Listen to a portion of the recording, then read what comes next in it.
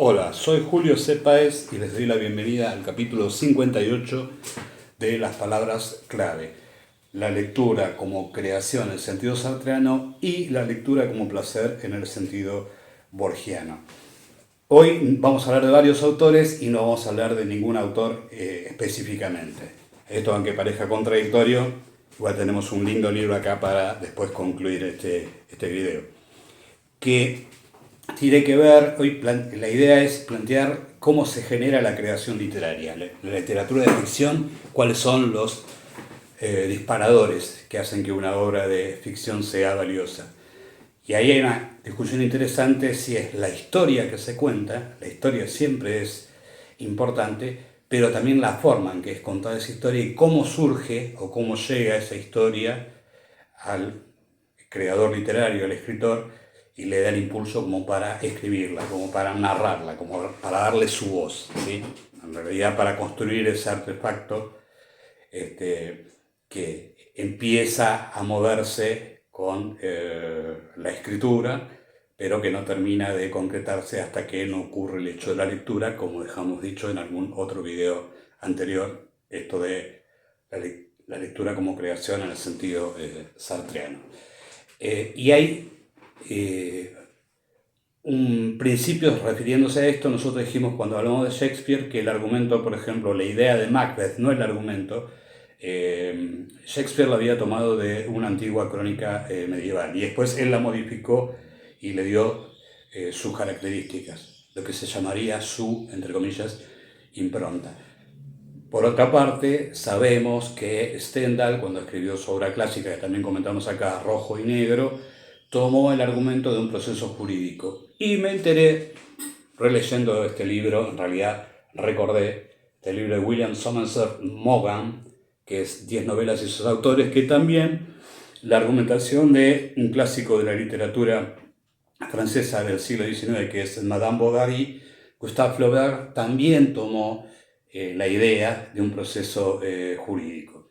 Entonces, acá tenemos una cuestión que plantea que la absoluta originalidad, o sea, la originalidad de la historia inicial, no es imprescindible para hacer una gran obra literaria. O sea, que hay otro mecanismo que puede generar una gran obra a partir de una idea que no es absolutamente original. De todos modos, la prueba y el chiste fácil es decir, bueno, resumime el argumento de Crimen y Castigo y bueno, es un estudiante pobre que en Rusia asesina a una señora mayor usurera y chatá, y eso es Crimen y Castigo. Bueno, no es eso. Crimen y Castigo es una novela impresionante que también parece ser que Fyodor Dostoyevsky empezó con la idea de escribir un folleto contra el alcoholismo y le salió esa tremenda novela que es Crimen y Castigo. O sea que los mecanismos que disparan la creación literaria y que hacen válida la gran obra literaria no tienen que ver exclusivamente con la trama. Con la trama se puede empezar a pensar la creación literaria, pero digamos que sin los elementos críticos, sin los recursos retóricos, sin los recursos gramaticales, sintácticos, no se genera una obra literaria valiosa. O sea que eso es interesante, más porque, bueno, la idea de la originalidad absoluta de una historia es una idea, como ya dijimos en otro capítulo, que empieza a surgir en el siglo XX y que anteriormente no existía, ¿sí? O sea, el siglo XVI, XVII, XVIII, esa idea de originalidad absoluta no existía, y ya dijimos con el ejemplo de Goethe y su Fausto, que en realidad tiene versiones anteriores. Una de las más conocidas es la de Marlowe, y para los argentinos hay una versión gauchesca que es el Fausto de Stanislao del Campo. O sea, fíjense que cuando hay talento, el argumento no necesita ser ferozmente original o taxativamente original, porque la técnica, el talento, la capacidad creativa del escritor es la que le va a dar forma parcial, aunque aspira a lo definitivo cuando el autor escribe. ¿Por qué decimos esto? Porque recordemos que nosotros tenemos en cuenta que la obra ficcional o la obra de literatura no se empieza a mover, no encuentra su creación, sino cuando se da el momento de la lectura y de la relectura, obviamente, ¿sí? O sea que el escrito es una propuesta del autor hacia el lector. Cuando encuentra a su lector, la obra cobra vida, se concreta. Por eso lo de la lectura como creación. Y hay otra cuestión que también hay que tener en cuenta, que es cómo se puede generar creatividad a partir de la perversión de un género. ¿Qué quiere decir esto? En general, cuando hablamos de géneros, la gente que dice, bueno, leo literatura de género, entonces esa literatura de género busca una determinada literatura porque sabe cuáles son las consignas dentro de las cuales se va a mover la lectura. O sea, puede haber literatura romántica, literatura de aventuras, literatura policial, literatura de terror, ¿sí? Y que en general se escribe mucho digamos que autores que quieren ganarse la vida a través de la creación literaria adoptan un género y tratan de mantenerse dentro de ese género y con una cuota determinada de producción para obtener recursos económicos. Nosotros hablamos acá, en otro capítulo, cómo eso fue una trampa para Sir Arthur Conan Doyle. Digamos, la trampa fue la creación de Sherlock Holmes, al que de hecho mató y después tuvo que revivir porque necesitaba los recursos, y la frustración que tenía Sir Arthur Conan Doyle cuando las novelas que él consideraba de mejor calidad literaria y más ambiciosas que él había escrito no tenían el éxito que había tenido el personaje de Sherlock Holmes, al que se siguió escribiendo casi hasta el final de sus días, a pesar de haberlo matado, porque dijimos inclusive en Cartas a la Madre llegó a odiarlo, el personaje lo llegó a odiar. Entonces, volvamos al punto. Si un género tiene por un lado dar una tranquilidad para el lector y da una tranquilidad también para el autor. Es decir, el lector busca un género determinado y lee sobre ese género y el autor se siente cómodo en eso, en tanto le dé una cierta rentabilidad. Pero cuando el talento es mayúsculo, cuando el autor es, digamos, está mucho más capacitado y ya empieza a ver las convenciones del género, tiende a romperlos, ¿sí? Y entonces el género se pervierte. Nosotros, el capítulo anterior, hablamos de Stephen King y de Salem Slot. Uno podría decir en una lectura superficial que es una novela tradicional de vampiros, pero si uno relee se da cuenta que hay algo más. Esa idea de que no se limita a las convenciones del género, sino que hay algo más, que trasciende el género, ¿sí? En la evolución de la carrera literaria súper exitosa de Stephen King se ve esto, y que cada vez se aleja más del género originario, o encara a algunos de los temas clásicos del terror con otra visión. En el siglo XX se ha dado mucho esto en otra novela que nosotros también comentamos, que es la novela negra creada por Dashiell Hammett y Raymond Chandler, y específicamente nosotros comentamos El largo adiós, que comienza siendo una novela policial y se transforma en una reflexión sobre uno de los temas, sobre la soledad en la sociedad capitalista contemporánea al momento de la obra, que es mediados de la 1940 hasta 1950, inclusive, o sea, la sociedad norteamericana es un fresco de la sociedad norteamericana de la costa oeste, principalmente de Los Ángeles, y hasta da cuenta de la evolución de la historia de la ciudad, de la misma ciudad de Los Ángeles. O sea que hay un artículo de 1964 de Saer que sobre El largo adiós, en donde él dice, cito a Saer ahora: admitido una serie de convenciones narrativas, el valor de una obra puede residir en la utilización de esas convenciones para aportar resultados poéticos desde su interior. O sea que frente a la crítica de la alta cultura respecto de las novelas de género que no son gran literatura, Saer planteaba en 1964 que sí, en El largo adiós había un elemento, dentro de la estructura del género, había un elemento de creación poética, o sea, de originalidad. Y hay otra autora que tiene por lo menos un libro muy interesante, yo creo que tiene más de uno, pero es un libro muy interesante que cuestiona también el mismo género, que dentro del género policial.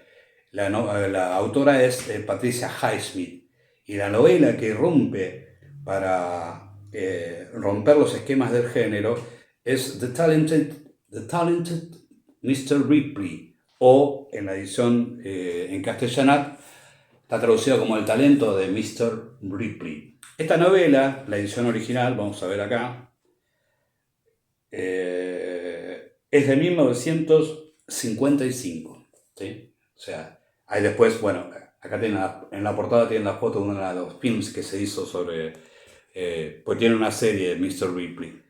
Y hay una cuestión muy interesante, que es una novela policial que rompe con muchas de las convenciones del género y plantea algo que después inclusive Bret Easton Ellis va a volver a tomar esa temática en American Psycho, que por ahí en alguna otra, en algún otro de estos videos comentaremos, que es la idea de la banalidad del mal.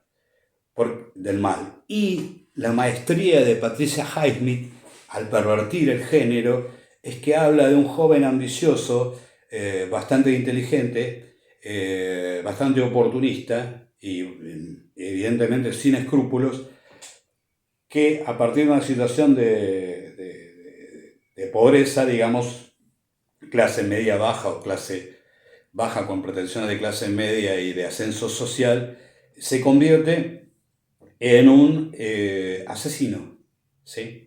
Pero lo hace con tanta maestría Patricia Highsmith, que inclusive uno, a partir de esta pequeña novela que es El talentoso Mr. Ripley, o El talento de Mr. Ripley, o del señor Ripley, nos va generando una sensación de solidaridad con el asesino, ¿sí?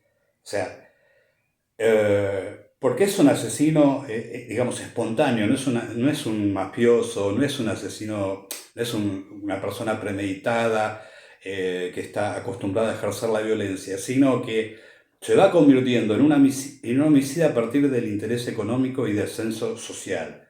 O sea que si uno dijera, ¿qué tiene que ver una novela policial tradicional de tipo de Agatha Christie con el libro Patricia Highsmith, el talentoso Mr. Ripley? Y uno podría decir, y bueno, lo único que tienen en común es que hay asesinato, pero nada más, porque el planteo es completamente diferente, ¿sí?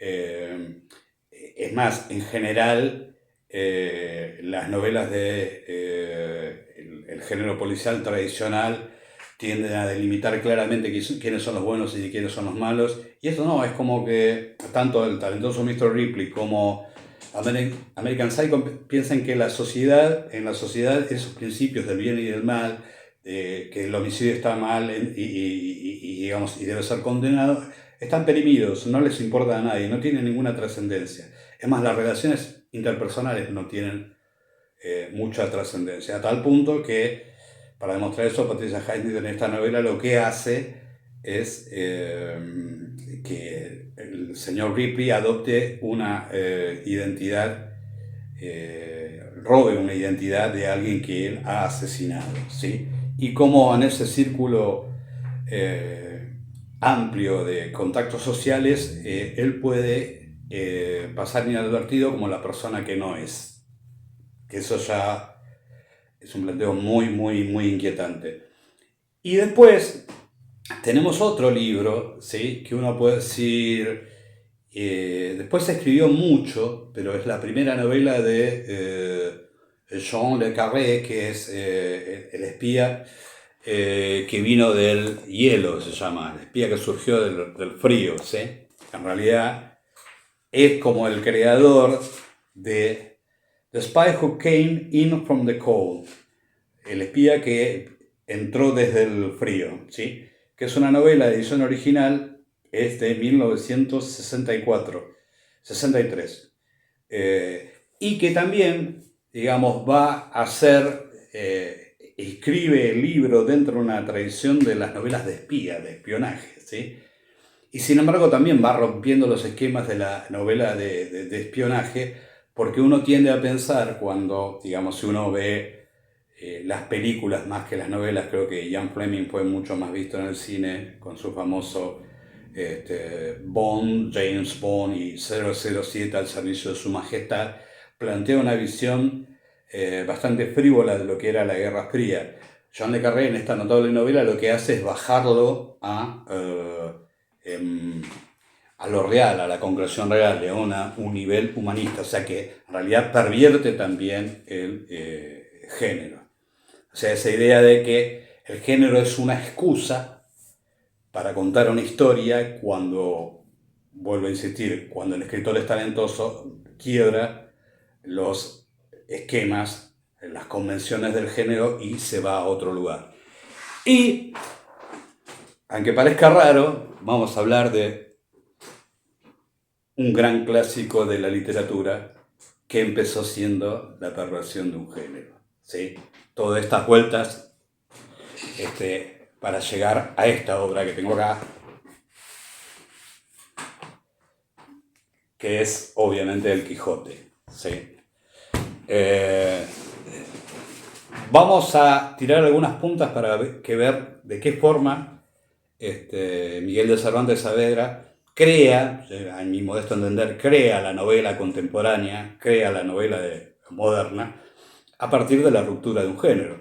Uno podría decir, ¿y por qué? Y porque, bueno, es o empezó siendo una sátira a las novelas de caballería, esa que volvieron loco a Don Quijote y que lo impulsaron a transformarse en un caballero andante con lo que debía tener, su muy gracioso y muy querible Sancho Panza, su dama, la campesina Aldonza Lorenzo, que se transforma en Dulcinea del Toboso, y la idea de que Cervantes, al mismo tiempo que pervierte el género y crea la novela moderna, también tiene cosas brillantes que son aspectos no solamente muy divertidos, sino que hacen reflexionar sobre la creación literaria también. Y vamos a dar nada más que 2 ejemplos.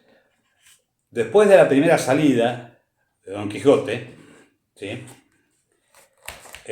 Los que lo bien quieren, digamos,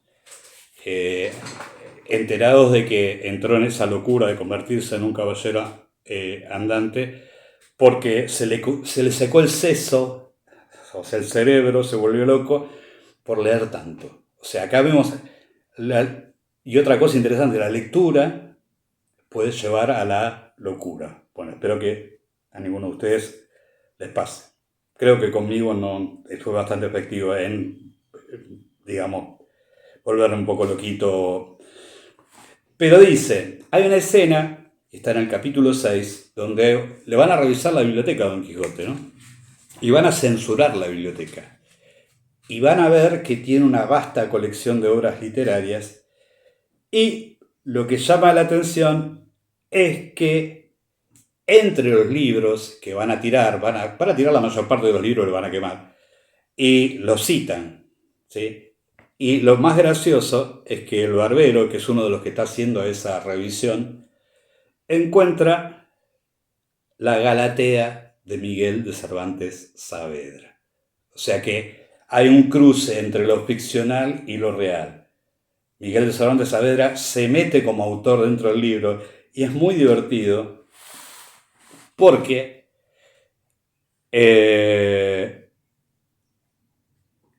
el personaje que ve el libro dice esto: muchos años ha que es grande amigo ese Cervantes, y sé que es más versado en desdichas que en versos. Su libro tiene algo de buena invención, propone algo y no concluye nada. Es menester esperar la segunda parte que promete Quizá con la enmienda alcanzará del todo la misericordia que ahora se le niega. Y entre tanto, que esto se ve, tenedle recluso en vuestra posada. O sea que no lo queman. Están esperando que Cervantes escriba algo mejor. Pero acá lo real se mete en lo ficcional, o al revés, Cervantes mete a lo real en lo ficcional, como dije antes. O sea que un personaje literario no solamente encuentra un libro de Miguel de Cervantes Saavedra, sino que también comenta sobre él y quién está hablando. Bueno, está hablando el personaje, pero uno podría decir, bueno, pero está hablando Miguel de Cervantes Saavedra sobre su propia obra. Y hay otro elemento que es maravilloso también, que aparece en el Quijote, ahí nomás, en el capítulo... acá lo tenía por acá. Acá está. En determinado momento de su aventura, Don Quijote se encuentra con un oponente al que obviamente confunde con... Y hay un momento en que se enfrentan los dos y alzan sus espadas dispuestos a terminar el combate. Y Miguel de Cervantes Saavedra interrumpe la acción. Estoy leyendo el capítulo 8 de la primera parte, ¿no?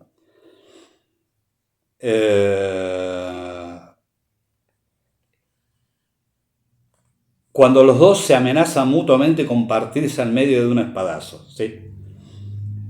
Y al capítulo 9 salta y dice, donde se concluye y da fin a la estupenda batalla que el gallardo vizcaíno y el valiente manchego tuvieron. O sea, en el capítulo siguiente, capítulo 8, están a punto de partirse a la mitad con sus respectivas espadas. Y después dice esto: dejamos en la primera parte de esta historia al valeroso vizcaíno y al famoso Don Quijote con las espadas altas y desnudas en guisa de descargar dos furibundos pendientes, tales que si en lleno se acertaban, por lo menos se dividirían y fenderían de arriba abajo, y abrirían como una granada. Y en aquel punto tan dudoso paró y quedó destroncada tan sabrosa historia, sin que nos diese noticia su autor dónde se podría hallar lo que de ella faltaba. O sea, se sale, ya no es más el escritor el que está escribiendo, es alguien más que no sabemos quién es. Y dice, causóme esto mucha pesadumbre porque el gusto de haber leído tan poco se volvía en disgusto de pensar el mal camino que se ofrecía para hallar lo mucho que me a parecer faltaba de tan sabroso cuento. Queda suspendida ahí, o sea, queda el suspenso. Dice que lo buscó en muchos lados, y aparece por primera vez un yo que no sabemos quién es, en el capítulo 9. Dice, estando yo un día en el Alcana de Toledo, llegó un muchacho a vender unos cartapacios y papeles viejos a un cedero, y como yo soy aficionado a leer, aunque sean los papeles rotos de las calles, llevado de esta mi natural inclinación, tomé un cartapacio de los que el muchacho vendía, y vile con caracteres que conocí ser arábigos. Y, puesto que aunque los conocía no los sabía leer, anduve mirando si aparecía por allí algún morisco aljamiado que los leyese. Y no fue muy dificultoso hallar intérprete semejante, pues, aunque la buscara de otra mejor y más antigua lengua, le hallara. En fin, la suerte me deparó uno, que diciéndole mi deseo y poniéndole el libro en las manos, le abrió por medio y leyendo un poco en él, se comenzó a reír. O sea que alguien lee una versión en árabe de la continuación de la historia que Cervantes nos estaba contando, es muy loco. Y le empieza a leer, se lo traduce, el árabe se lo traduce a ese yo que no sabemos quién es. Si es Miguel de Cervantes Saavedra, escritor, o es Miguel de Cervantes Saavedra, lector. Y aparece mencionado Dulcinea del Toboso y aparece Don Quijote. Y le dijo entonces, bueno, pero ese yo que no sabemos quién es, le pregunta al intérprete, al árabe, que lea el título. Y dice que es la historia de Don Quijote de la Mancha escrita por Cide Hamete Benengeli, historiador arábigo. Y después, o sea que en realidad esa historia que venía contando él como Miguel de Cervantes Saavedra, aparece un yo que no sabe cómo sigue la historia, pero a su vez tiene la suerte de encontrar en Toledo un cartapacio arábigo y encontrar un traductor. Y ese traductor va a traducirle, lo lleva a su casa y demás y le traduce la continuación de la historia del enfrentamiento entre el vizcaíno y obviamente el manchego, que es Don Quijote. Y que el autor original era Cide Hamete Benengeli, historiador arábigo. Así que ahora Cervantes nos plantea un interesante enigma. Él no es el autor original de la historia de Don Quijote, sino que es Cide Hamete Benengeli. O sea que en la edición original, que no nos cuenta, porque no sabemos quién está contando, lo escribe en tercera persona, que aparece este yo que como un intruso, y primero había aparecido la Galatea de Miguel de Cervantes Saavedra, después aparece un yo.